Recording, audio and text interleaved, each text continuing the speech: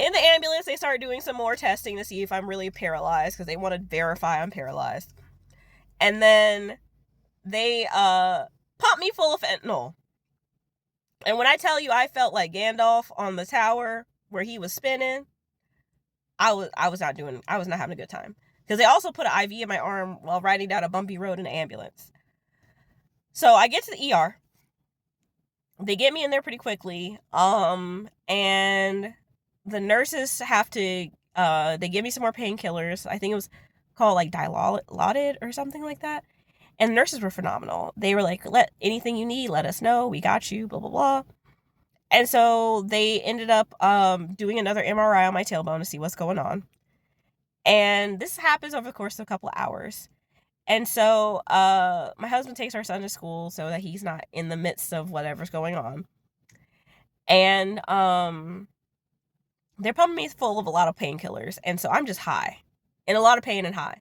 But I end up having a more severe leg attack thing happen in the ER. And this time, instead of it being from the knees down, it goes all the way up to my hip down. And it was so bad, it lasted for like 2 minutes straight.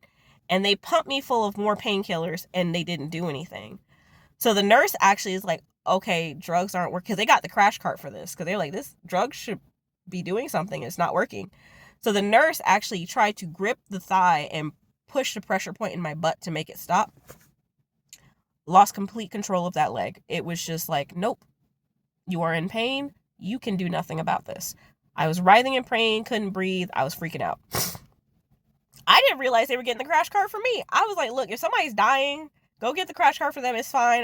They're like, no, that button, that bell is going on and the crash cart that's coming is for you because you just, like, you don't see the vitals we're seeing behind you, but you are not doing so hot right now.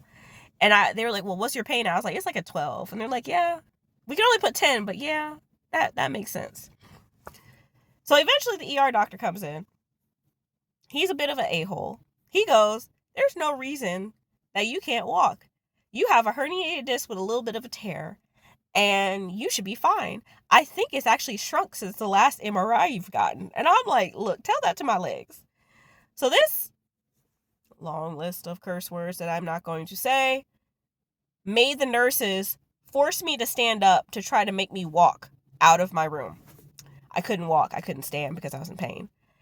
And he's like, see, you're okay. See, you're okay. And the nurses are looking at each other like she is obviously not okay. Like, what the hell is going on right now?